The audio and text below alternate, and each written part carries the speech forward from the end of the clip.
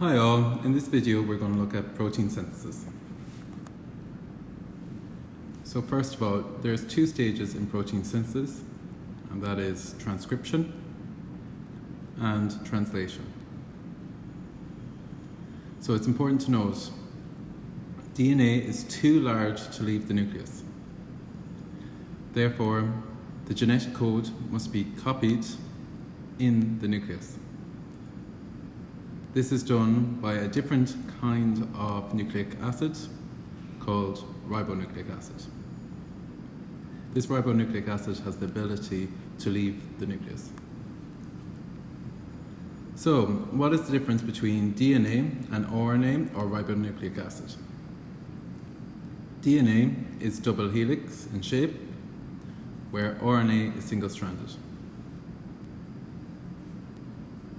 DNA contains the sugar deoxyribose, where RNA contains ribose.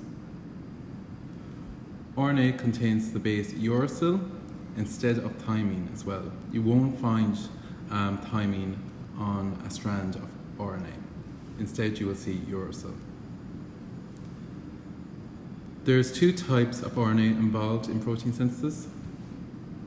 One is messenger RNA, which is called mRNA, and this forms a copy of the DNA code. The second is transfer RNA, or tRNA, which carries amino acids to the ribosomes to make the protein. So let's have a little look at protein synthesis and step one, which is transcription.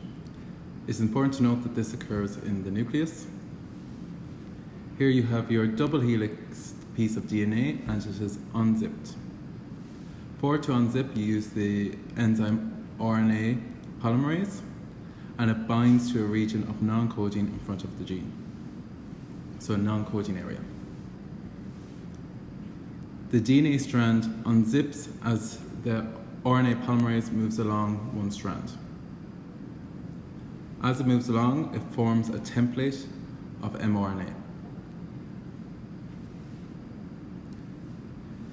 Now, to a side note, it's important to remember that G bonds with C, or guanine binds with cytosine, and A bonds with T, adenine bonds with thymine.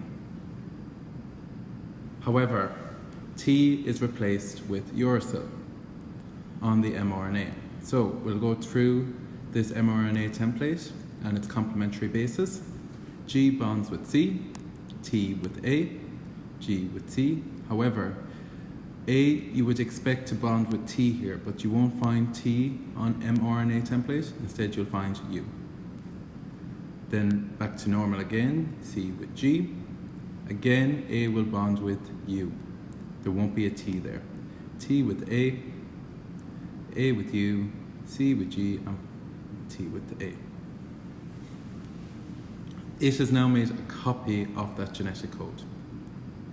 So then it leaves through pores of the nucleus. Once copied, the DNA then zips back up again. We are now on to stage 2, which is translation. This occurs or takes place in the ribosomes.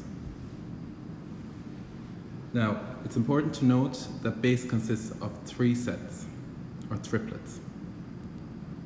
Examples of these are AUG, CCA, or CCG, ACA.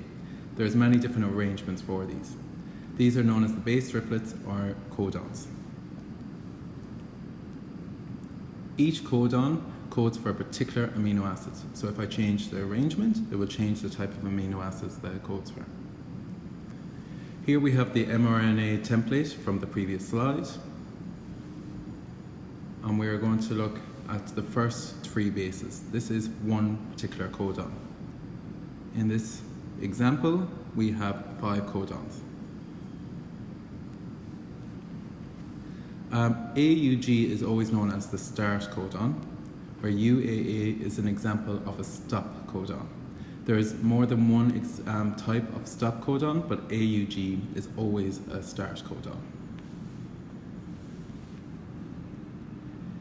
Here we have a piece of tRNA, and attached to it is methionine, and that is an example of an amino acid. On the top of your tRNA, you have complementary bases for the start codon, and they will bond with the start codon. So A will bond with U with A, G with C. Note the type of bonds as well. A will have a double bond. A and U will have a double bond, where G and C always have triple bonds. This is the beginning to forming a chain of amino acids. The complementary bases that match up with on the tRNA with the start codon is known as an anticodon. So then a second tRNA will come along and it will move its complementary bases, or anticodon will match the codon. So again, C with G, A with U, C with G. This time, however, because the arrangement of these are different, it will have a different amino acid, and this is known as histidine. Histidine and methionine will bond together. So these two amino acids bond together. Then the original tRNA will leave, only leaving behind the amino acid. Then the same again happens. Another tRNA will come in, it will have the complementary bases and add a different type of amino acid, and they will bond. And the previous tRNA leaves. Here you start to notice that a chain of amino acids will start to form. And this continues on along the mRNA. Each different code coding for a different amino acid, until we get to a stop codon. Once a stop codon is reached, there is no more amino acids added to the chain of amino acids, and then it is complete. So we'll get a complete chain of amino acids. A chain of amino acids is a protein.